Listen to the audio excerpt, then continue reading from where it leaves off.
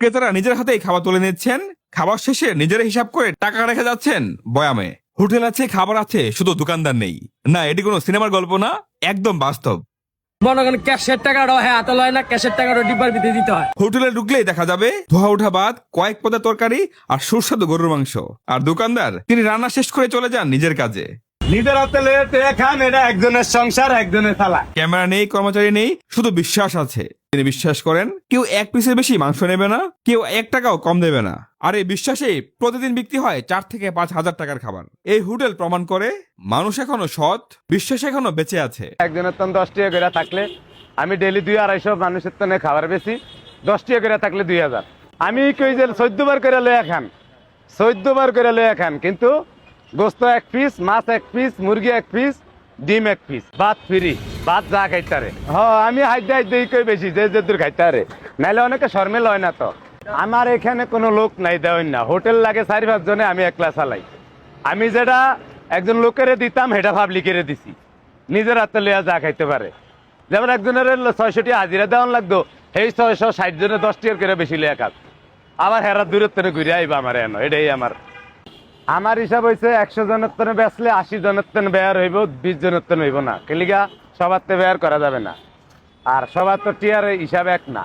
কেউ যেমন রিক্সা driver, van driver দুটো বেশি খাইবো, এটার লেগে আমি রাগ না। আমার কথা হয়েছে তা আমার নাইলে 1500 হয়েছে, তাতে আমার কোনো লস হয় না, বেয়ারই হয়। আবার মাটি চুলায় ভাগ করি, আবার এই দোকান ভাড়া লাগতেছে না, এই জন্য আমার একটু বসে। ডিম দিয়া 60 টাকা, মুগ ডাল দিয়া, গরু দিয়া 100, মুরগি দিয়া 80, মাছ দিয়া 80। সবার তানে পাওয়া যায় না, 2-4 জন বাদ যায়। বাদ গেল আল্লাহ আমারে দেয়, আমার হাজিরা ঠিকই থাকে। আগে আমি কাঁচামাল বেচতাম, আবার ওই রিস্কার গ্যারেজ আছিল, কাঁচামাল বেচলো আমি কম দাম বেচতাম, এরকমই বেচা কিনি। সবার চেয়ে বেশি লোকজন আমার দ্বারা আসতে হইতো, আমার লাভ কম, সেল বেশি। সকাল 8টার টানে সন্ধ্যা পর্যন্ত একাই রান্না করি, কিন্তু পাক করতে করতে যায় 50 জন রিটার্ন, খাওয়ান পায় না। আবার বেচার পর যায় রিটার্ন, একলা তো হয় না। আপনি যদি একজন লোকের 600 টাকা হাজিরা দেন, আমি থাই হেন একজন লোকে খানা দিল, হ্যাঁ 600 টাকা হাজিরা দিলে সবাই যদি হেতনে বিল দেয়, হিন্দা যদি যায় 600-1200, তাহলে আমারটা গিয়ে কই খারায়। এলিগে আমার কথা হয়েছে পাবলিকে খায়াতে যা খায় এটাই আমার। একজনের তো 10 টাকা করে থাকলেই চলবে না, লস হয় না, বেয়ারি হয়। যেমন হোটেল হিসাবে যেই হাজিরা থাকার কথা সেটা থাকে না, তাতে কম থাকে, কামলার টেয়াটা থাকে, সোজা কথা। না না না না না, আমি আর বাড়াবো না।